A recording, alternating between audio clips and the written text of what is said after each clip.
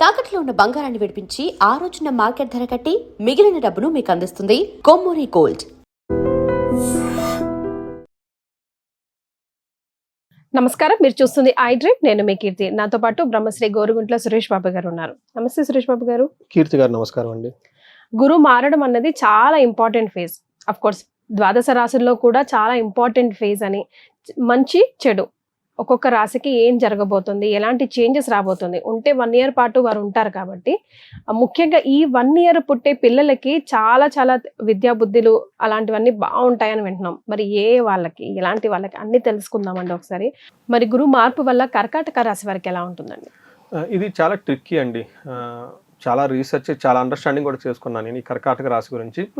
యూజువల్గా మనకి శాస్త్రాలు ఏం చెప్తారంటే అండి, గురువు జన్మ రాశిలో ఉంటే మంచిది కాదు అని చెప్తారు. ఇట్స్ రిటర్న్ అండి, ఇట్స్ వెరీ రిటర్న్. అయితే కొన్ని ఎక్సెప్షన్స్ ఇచ్చారండి. అందులో ఏంటంటే గురువు వచ్చే స్థానంలో ఉన్నా, లేదంటే శుభగ్రహ దృష్టిలో ఉన్న ఆ యొక్క ఏమంటారు పెట్టే ప్రతికూల పరిస్థితులు పర్సెంటేజ్ తగ్గుతుంది అని చెప్తూ ఉంటారు. ఈ సంవత్సరం ఏమైందంటే వీళ్ళకి గురువు వాళ్ళ కర్కాటక రాశి సొంత రాశిలో ఉచ్చ స్థానంలో ఉన్నారు. అంటే జన్మరాశిలోకి వస్తున్నారు. జన్మరాశి గురువు మంచిది కాదు, కానీ ఉచ్చ స్థానంలో ఉండటంతో వీళ్ళకి వచ్చే ప్రతికూల పరిస్థితులు అంత ఎక్కువగా ఉండవు, అంటే మోడరేట్ గా ఉంటాయని మీరు గమనించాలి. అయితే ఇన్ కేసు మనకు శాస్త్రాలు ఏం చెప్పారు, రియల్ లైఫ్లో ఏం జరుగుతుందని మనం ఒకసారి చూద్దామండి.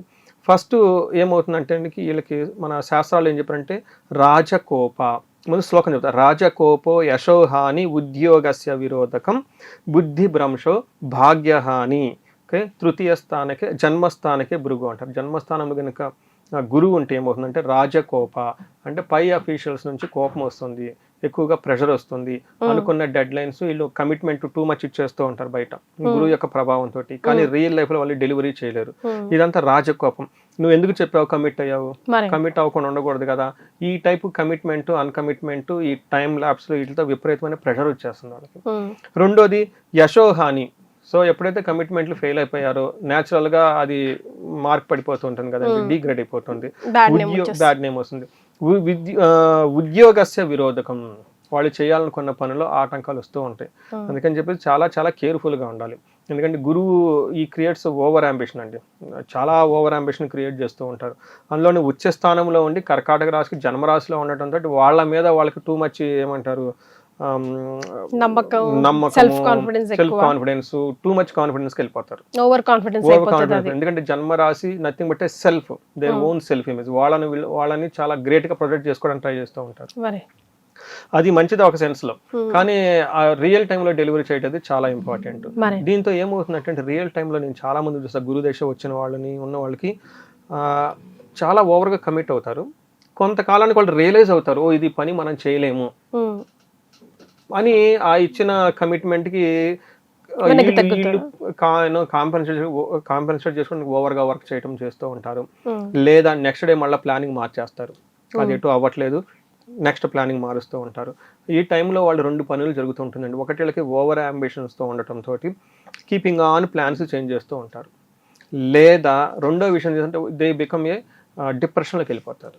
అయ్యో మనం ఎంత కమిట్ అయ్యామే అవటం లేదు, ఎంత కమిట్ అయ్యామో అవటం లేదు అని చెప్పేసి. ఈ 2 సహజంగా గురువు సరిగా లేకపోతే వచ్చే ప్రాబ్లమ్స్ అండి. ఓవర్గా కమిట్ అవుతారు, సరిగా చేయలేదు, ప్లాన్లు కీపింగ్ అని మారుస్తూ ఉంటారు, లేదా డిప్రెషన్లోకి వెళ్ళిపోతారు. ఇక్కడ ఏంది చూడండి, రాజకోపం, ఆల్రెడీ బాస్ ఈజ్ యాంగ్రీ, ఉద్యోగంలో ఆటంకం వస్తుంది, బుద్ధి భ్రంశం, వాళ్ళే ప్లానింగ్లన్నీ మార్చేస్తూ ఉంటారు, బుద్ధి మైండ్ మారుతూ ఉంటుంది, భాగ్యహాని, అనుకున్న విధంగా టార్గెట్ డబ్బులు కానీ అది అంతా రాదు, ఆ ఉద్యోగంలో ఆటంకాలు న్యాచురల్గా ఉంటాయి వీళ్ళకి ఈ టైంలో. అందుకని చెప్పేసి వీళ్ళకి ఎంతైతే కమిట్మెంట్ అనుకుంటారు దాంట్లో 10% మాత్రం వీళ్ళకి పబ్లిక్గా కమిట్ అయ్యి ఓవర్గా డెలివరీ చేస్తే చాలా రిజల్ట్ ఉంటుందని మనం చెప్పుకోవచ్చు. దీనికి సమరీ చెప్పుకుంటే అపకీర్తి, ఉద్యోగంలో చిరాకులు, బుద్ధి భ్రంశం, సంపదలకు హాని కారణంగా ధన నష్టము, అవమానము, కంగారు, శత్రు వృద్ధి, చేసే పనుల ఆటంకాలని థియరిటికల్గా మనకి చెప్పేస్తారు. మనకి అయితే పాజిటివ్ సైడ్ ఏంటంటేనండి, తీర్థయాత్రలు చేసే వాళ్ళకి చాలా బాగుంటుంది, పిల్లల విషయంలో చాలా బాగుంటుంది, పెళ్లి కాని వాళ్ళకైతే పెళ్లి అయ్యే అవకాశం చాలా చాలా ఎక్కువ ఉంటుంది అని చెప్తారు. మనకి దీనికి అసోసియేట్ గా ఒక పురాణాల స్టోరీ కూడా ఉందండి. మనకి రామాయణంలో రాముడు యాక్చువల్గా అడవులకు వెళ్ళిపోయిన టైంలో వాళ్ళకి జన్మరాశి అనే గురువు ఉన్నారని చెప్తారండి. అంటే రాముడు 12 సంవత్సరాలకి అడవులకి వెళ్ళిపోయారని మనకు చెప్తూ ఉంటాం. అంటే కరెక్ట్గా ఆయన పుట్టిన టైం నుంచి మళ్ళా గురువు ఎక్కడికైతే వచ్చారో కరెక్ట్గా 12 yearsకి రాముడు వనవాసానికి వెళ్ళిపోయారు అని చెప్తూ ఉంటారు.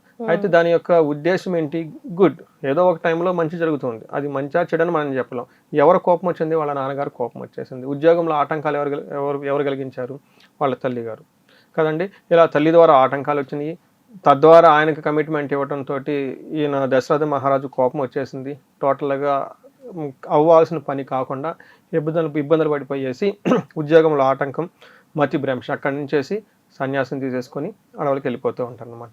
ఇదంతా శ్రీరామచంద్రమూర్తికి ఆయన జన్మరాశిలో గురువు ఉన్నప్పుడు ఇలా జరిగింది అని చెప్పేసి మనకి పురాణాల్లో ఉందండి.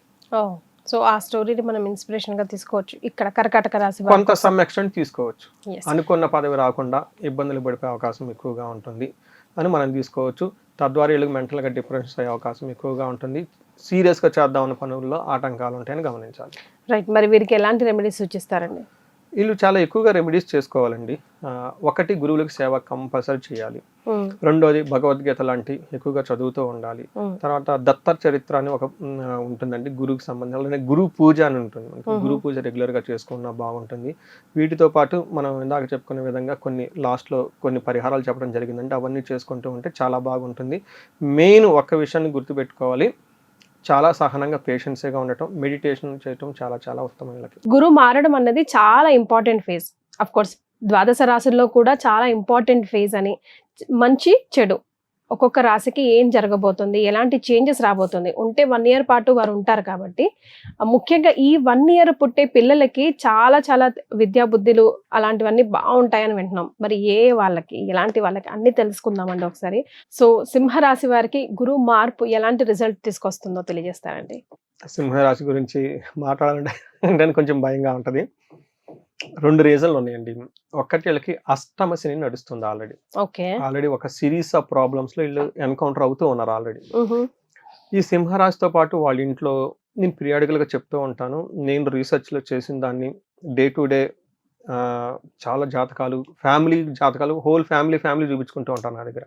పర్టికులర్ యుఎస్ లో ఎవరైనా ఉంటే వాళ్ళకి బాగా ఉంది, నచ్చింది, కనెక్టెడ్ అనిపించింది అనుకోండి, ఇమీడియట్ గా హోల్ ఫ్యామిలీ చెప్పుకుంటూ ఉంటారు. ఇలా హోల్ ఫ్యామిలీ అంతా చూసినప్పుడు కూడా నా అబ్జర్వేషన్ ఏంటంటేనండి, ఈ సింహరాశితో పాటు వాళ్ళ ఇంట్లో ఎవరైనా ధనుసు రాశి వాళ్ళు ఉన్నా, కుంభరాశి, మీనరాశి, మేషరాశి వాళ్ళు ఉంటే ఆ ఇంట్లో ప్రాబ్లమ్స్ చాలా అధికంగా ఉంటాయండి.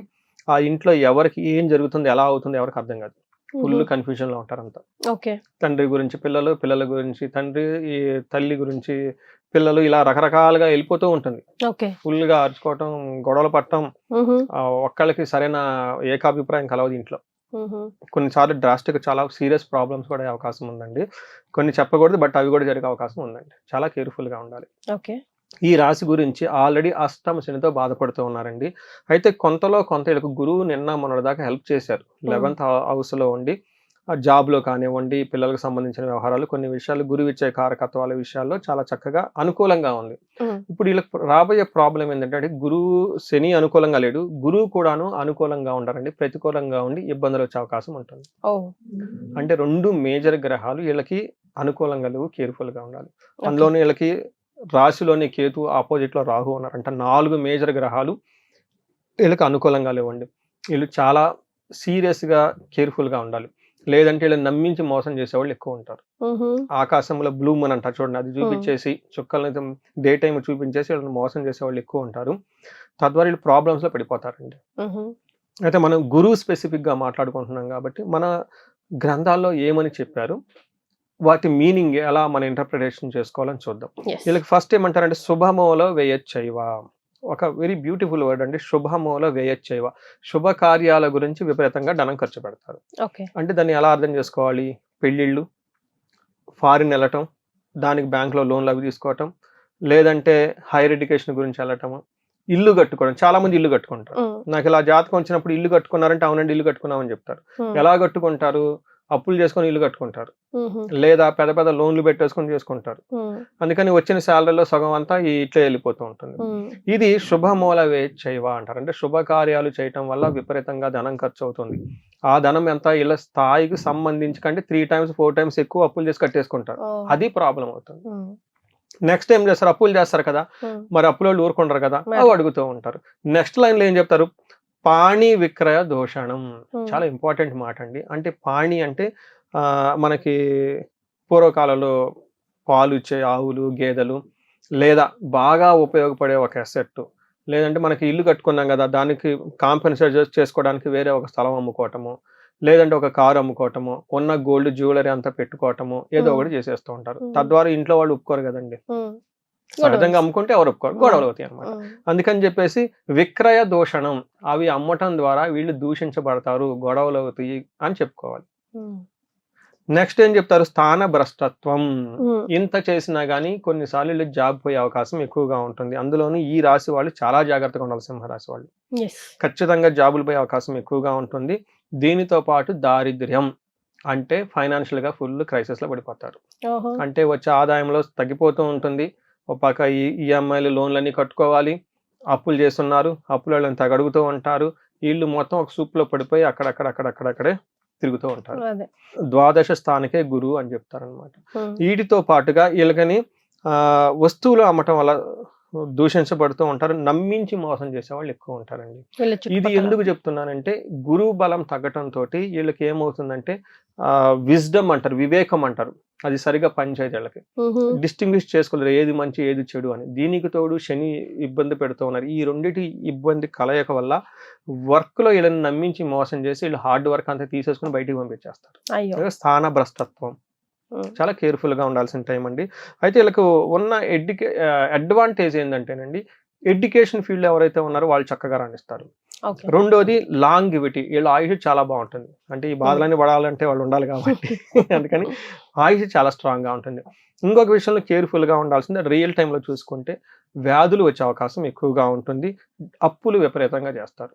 డిసీజెస్ ఇవి కూడా టీబీ, షుగర్, బీపీ, ఇలా లాంగ్ క్రోనాలజికల్ ఆర్డర్ అంటారు కదండి, క్రోనికల్ డిసీజ్ అంటారు కదా. ఈ క్రోనికల్ డిసీజెస్ పాపప్ అయ్యే అవకాశం ఉంటుంది.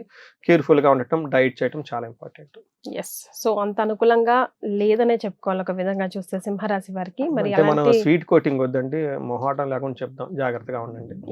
Please be very careful, but don't worry, remedies ని కూడా సూచిస్తారు, శ్రద్ధగా చేసుకునే ప్రయత్నం చేయండి. వీళ్ళకి రెమెడీ ఏంటంటే నా నెంబర్ చూసి కాల్ చేయాలండి. అంటే ఇది ఇలా చెప్పేది కాదు, చాలా ఇంపార్టెంట్. ఇండివిడ్యువల్ జాతకం కూడా చూసుకోవటం చాలా ఇంపార్టెంట్. తెలిసి తెలవకుండా యూట్యూబ్ లో చెప్పి అరాకొరాగా చేసేది వద్దు. చక్కగా మొబైల్ తీసుకొని స్క్రీన్ మీద కనిపిస్తున్న నెంబర్కి కాల్ చేసి అపాయింట్మెంట్ తీసుకొని థరోగా జాతకం చెక్ చేయించుకోండి.